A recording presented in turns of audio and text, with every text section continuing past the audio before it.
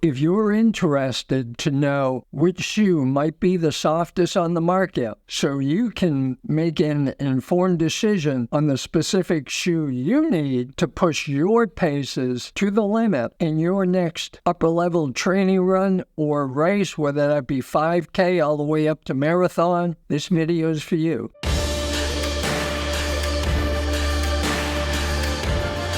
Hey, Push Run Nation, peace, Dr. Dave here. And today in this video, this is one that viewers, subscribers, and commenters on previous videos have asked for, and that is testing 10 of the top carbon-plated super shoes on the market today around the world and figure out which is the softest foamed shoe, what are the weights, what type of foams do the shoes have. So you can kind of correlate between the type of foam and density by durometer test of that foam to figure out which is the softest. Now, I've panned over all of the shoes. You know what we're going to have here that we're going to be going over. I'll go over each of the shoes individually, which we're going to be looking at. We're going to be looking at three things.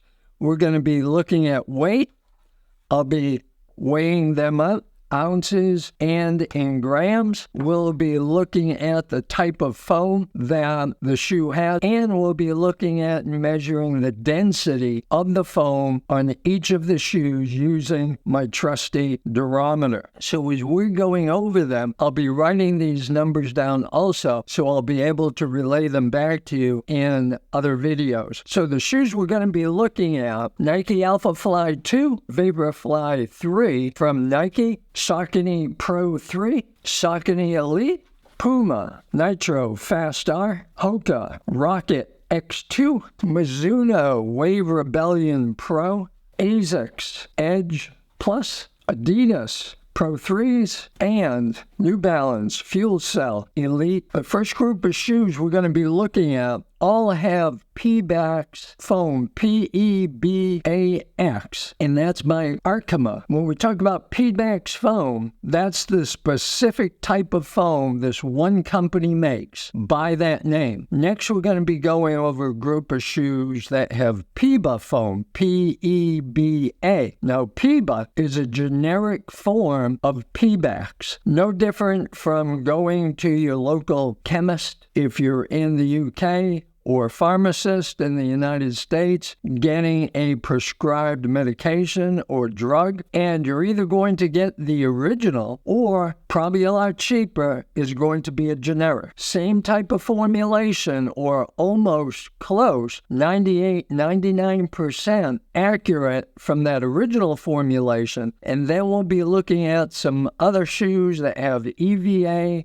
TPU, and TPEE. So let's look at first those that have the Pebax foam. Those are going to be the Nikes and the Sauconys. So first we'll look at our weight. And again, these all have Pebax by Arkema. We'll look at the Nike Alpha Fly 2, and these are all men's size US 11, which is what I wear. I've worn all these shoes in training and in competition. I know how they all feel. I've got a pretty good idea where things are going to fall here. So let's look at the Nike Alpha Fly 2 first, and in ounces we're looking at 9.5. Let's switch that over to grams, 270 grams. And let's look at our durometer test, and I'm going to test these all in the same area right below the ankle bone and in the front section here where would be the ball of your foot. On the Nike Alpha Fly 2, I have 35 on the back, and on the front, which I'm going to measure above the ear pod, there's not enough foam on the very bottom under the ear pod to measure, and we're coming up with 41.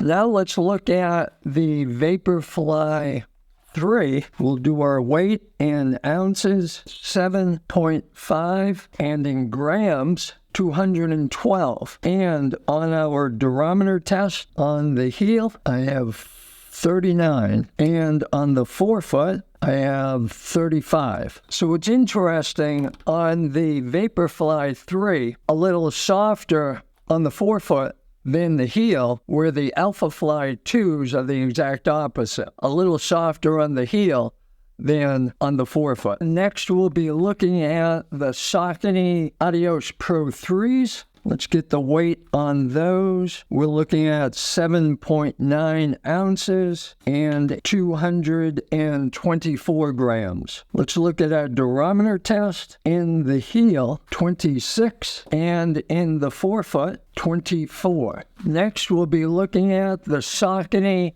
Elite. And again, these 4 shoes, the 3 I just went over, and the Saucony Elite, all have P-backs foam from Arkema. We'll look at the weight, 8 ounces, and in grams, 227. And we'll look at our density in the heel, 27, and in the forefoot, 36. So this is the first shoe where I see a pretty wide variance between heel and forefoot. The next shoes we'll be going over, 2 shoes. The Mizuno Wave Rebellion Pro and Hoka Rocket X2 both have PIBA foam. Again, from what I said before, PIBA is the generic form of P-backs foam from Arkema that the first 4 shoes have. So with the Mizuno, let's get over to our ounces, and we have 8.8 ounces, and in grams, 249. And durometer, now with obviously the Wave Rebellion Pro, because of the shoe design, kind of unfair to test right under that ankle bone because there's not much foam. The softer portion's going to be right here, which is just in front of where the ankle bone comes down. So right where that change is, right here, is where I will test, and that's 32. And on the forefoot, I have 33. So basically the same, 32 in the heel, 33 in the forefoot, pretty much the same along that whole sole. Now we'll go to the Hoka Rocket X2, 8.7 ounces, and in grams, 245. And again, the Mizuno Wave Rebellion Pro and the Hoka Rocket X2 both have PIBA, P-E-B-A foam, and in the heel, 28, and in the forefoot, 22. Next, we're going to look at the Nitro Fast R, and I forgot to add this into the first group of Nikes and Sauconys because this also has P-backs foam from Arkema. So let's weigh this up. Ounces, 8.9, and in grams, 251, and test the foam in the heel, 48, and in the forefoot, 27. So you can see on that shoe, the Puma Nitro Fast R Elite, a huge difference of 48 firmness testing with the durometer in the heel and 27 in the forefoot. And if you've worn this shoe, you know exactly that's the way it feels. You have that sinking feeling in that forefoot. But one of the obvious geometry designs in here with that decoupled sole right there, that split right there with the exposed carbon plate, and the firmness of the heel, softness in the forefoot with that plate is what makes this shoe so quick on the short races. All right, so let's move on to the Asics, which has EVA foam, and let's weigh that up. 8.3 ounces, and in grams, 234, and we'll test the heel, and we're looking at 29, and in the forefoot, 30. So just about the same, 29 in the heel, 30 in the forefoot. Next, we'll go on to the Adidas Adizero Pro 3s in ounces, 8.5, and in grams, 241. And test up in the heel, and we're looking at 33. And in the forefoot, we're looking at the same, 33. And last but not least, the New Balance fuel cells. Weighing these up, and we're looking at 8.5 ounces again, same as the Adidas. And technically, theoretically, we should have 241 grams, 243. Pop that over to ounces again, 8.6 I'm coming up with now. So we'll put it down with 8.6 and 243 for grams. And testing up the heel, this will probably be the softest shoe that we've tested. And from the very bottom, I have 17. And if you've ever worn these shoes, you'll know that you have an extreme sinking feeling in these shoes, like you're sinking into a marshmallow, that almost they're too soft. For me, they are. And in the forefoot, 20. So there you have it. I've gone over all of them as I was measuring. I was popping the numbers up on the screen so you could see them. We'll do an overview screen at the end here, showing all the shoes with all the measurements in order, from weight on one screen in ounces and grams, and on the next screen by durometer testing or density of the foams, softest to firmest. And you can choose what works best for you. Just because one of these shoes is the softest, such as the New Balance, doesn't necessarily mean that's the fastest shoe. Now, in another video, I'm going to be going over the science behind the foams and how the foams work in conjunction with the carbon plate in the shoe to make an individual experience with that particular shoe. Because as more than likely you know, just because a shoe is soft or firm, light or heavier, doesn't mean that that correlates into which shoe is the fastest. If you follow the world of marathon running, you know what shoes I just tested in the past year or two have routinely finished in the top 3 places in marathons. Of course, if you have a gifted runner, one of the top 5 to 10 marathoners in the world, you can almost put any shoe on them and they'll still run at a world caliber pace. But you put the specific super shoe on their feet,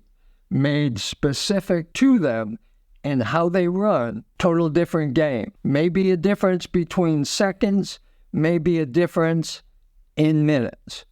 You be the judge in what works for you specifically, and stay tuned to this series because I'm going to be doing the deep dive into how these super shoes actually work and a little bit more science that may help you make a decision into which one is best for you under what type of environmental conditions. So if you've gotten anything, even one good thing out of this video, please hit that thumbs up like button, and I would greatly appreciate you making a comment down below. Which shoe do you wear for your top training runs, whether track or long runs?